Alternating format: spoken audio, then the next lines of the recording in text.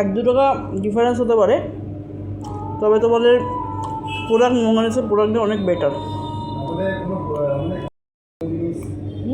না, স্ট্যান্ডার্ডটা মেনটেন করো তো।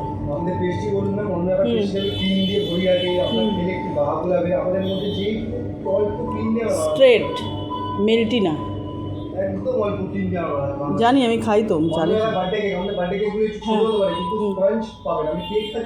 হ্যাঁ হ্যাঁ, না জানি তো আমি।